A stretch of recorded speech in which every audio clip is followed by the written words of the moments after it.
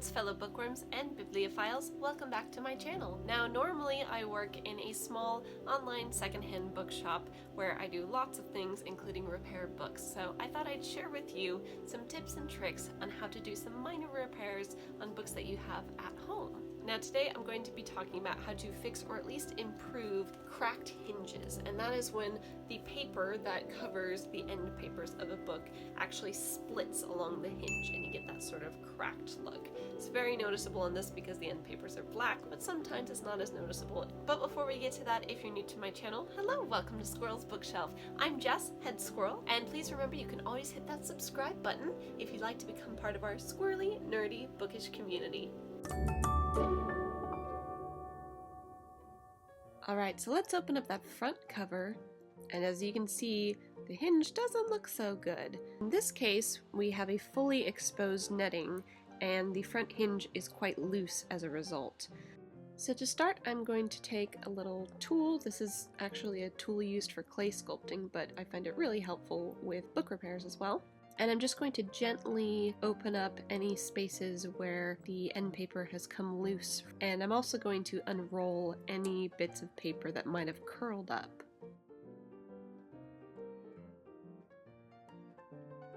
And now I'll just take a bit of PVA glue. This is a washable, water-based glue. It's not going to stain the pages over time. Cracked hinges are a bit hit and miss, so let's see what we can do with this one. We're always aiming to at least improve if we can't completely fix.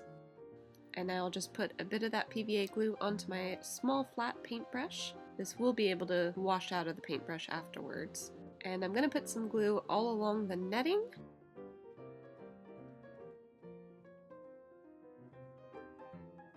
And along the loose scraps of end paper. Now, through much practice, I've found that this technique tends to be really helpful so that you don't get any glue onto the actual end paper, because you don't want that. You can use a tool like I have, or you can just use like a standard household butter knife, or maybe a ruler. Anything to just keep the papers separated from each other. So what we're going to aim to do is to glue this excess bit of end paper that's just hanging loose over that netting while simultaneously gluing the netting into a position so that the hinge will be nice and firm. And just little bits at a time will do it. Remember, the glue is water-based, and we know what happens when too much water gets in contact with paper. And it looks like I got a little bit of glue on there. That's okay. I'm just going to rub it away real quick so that it doesn't end up sticking to the other side. And then gently fold the paper upward so that it glues nice and evenly across that netting. And I'm probably going to have to readjust this a few times as I close the front cover because it will shift a little bit and I want it to be lined up as cleanly as possible.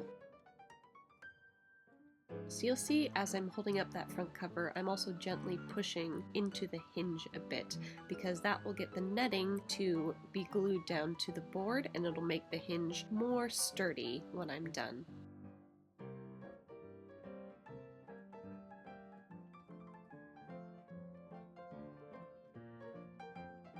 So now, because I'm going to have some cracks where some glue might seep through, I'm going to add one thing before I close the book completely. And this is just any sort of plastic sheet. So I'm actually just going to cut a bit off an existing package I have lying around. And before I put it into the press, I'm going to put that plastic sheet down over the hinge. And I'm going to use that to push my tool into the hinge so that if any glue seeps out, it will seep out onto the plastic, which will come away easily and it won't damage the end papers.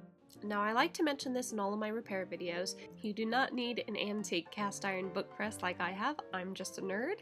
You can actually get a book press online that is made of plywood and screws. It's much cheaper and much more space friendly and does the same job. Or if you're only trying to repair one or two books maybe, you can just create a book press out of a stack of heavy books. The main things to keep in mind are to make sure that it is the boards of your book that are being pressed down and not the spine, so you want to make sure the book is sticking out just slightly. And in the case of a press, you have a book on the other side, usually one that is a little bit thicker, so that the boards get angled and pressed down into the book that you want to be pressed.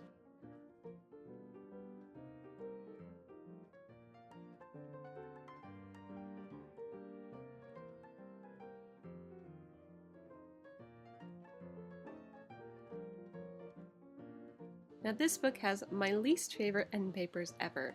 They look gorgeous, but they are very difficult to repair cleanly. And these end papers, which are usually black or brown, are very popular on books that are around the late 19th century to early 20th century. And the glue can stain them very easily. So you really have to be careful not to get too much glue so that it doesn't seep out along the open cracks and stain them. To be honest, I pretty much always have a tiny bit of glue staining anyway. It's really difficult to avoid, but you just have to be aware to be much more careful on these sorts of end papers. The process itself, though, is no different than what I showed you on the other book. It's just that I'm going to be as careful as possible, and I'm going to use that extra tool as much as possible, just to keep the loose bits of paper away from my end papers as much as possible.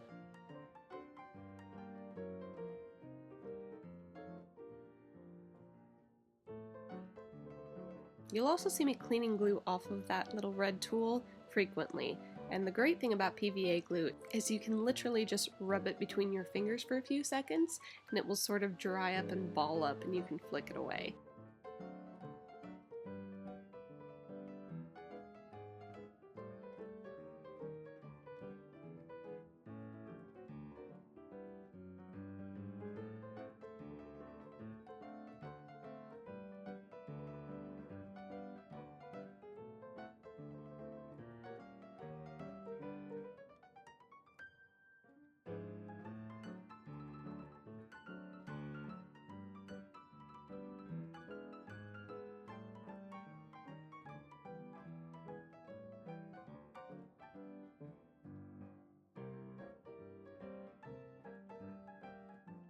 And then, just like before, I'm going to gently fold those loose ends over the glue.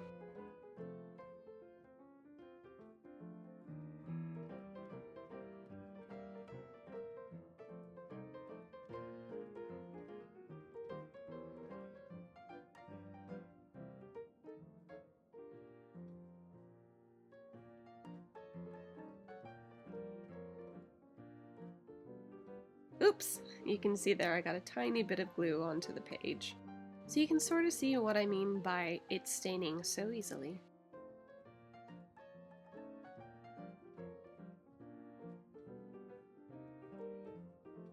And again, I'm going to place a sheet of plastic over the hinge. I'm going to use that tool to guide it into the hinge and then close the front cover. And from here, I will be putting it into a press. Now here's an example of a book that originally looked very similar to this book that I did repair. And you'll notice because the end papers are covered, you can see a lot of the cracks where it has been repaired. That just comes with the territory. If you have colored end papers, it is almost impossible to cover up those cracks. But it is a big improvement on what it looked like previously. Now this is a very special book in my collection. It's a reprint of the 6th edition of The Origin of Species by Charles Darwin. This is probably the earliest example of this particular book that I will ever be able to afford to own, so it's very special to me. And as you can see, there are a few little flaps that have come loose, but beyond that you can see that the rest of the hinge is cracked as well. So I'm going to gently pry those pieces upward to see how many I can loosen. Because whatever I can loosen, I can then improve on. If they don't loosen, I'm not going to mess with them too much, because I don't want to risk anything else ripping. And then just like before, a little bit of PVA glue over the netting and on the back side of that end paper, and then use either the back of your paintbrush or another tool to gently push that paper down onto the glued netting. Now I've said this in another video, but try not to use your fingers as much as possible because the oils and residue on your fingers can pick up the glue or just generally make things sort of stick to your fingers. And from my own experience, you can easily cause more damage to your book without intending to. So I almost always end up using a different tool instead. I might try just putting a little bit of glue down on this side because it looks like right down at the bottom it has come loose slightly, so I might be able to guide that over, but I guess we'll see the final product when it comes out of the press. Now on this side there's a bit of cracking on the other end of the hinge as well, so Let's get some glue in there too.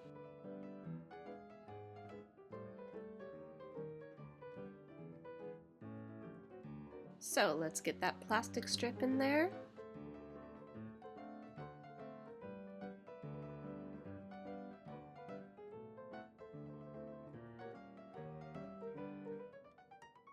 So each book has now sat in the press for at least half an hour.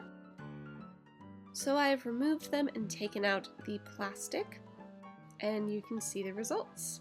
So on The Origin of Species, you can see there's still traces of where the paper had split and cracked, but at least it's all held together now.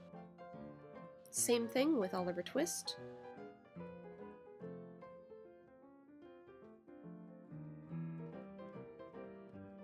And then my least favorite end papers. Let's take a look at this Swiss Family Robinson.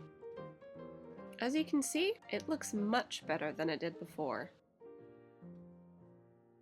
So there you are. As you can see, cracked hinges can be difficult to fix cleanly, but even if we can't get them looking perfect, we can still vastly improve the look of the hinges. I hope this was helpful, and thanks for watching.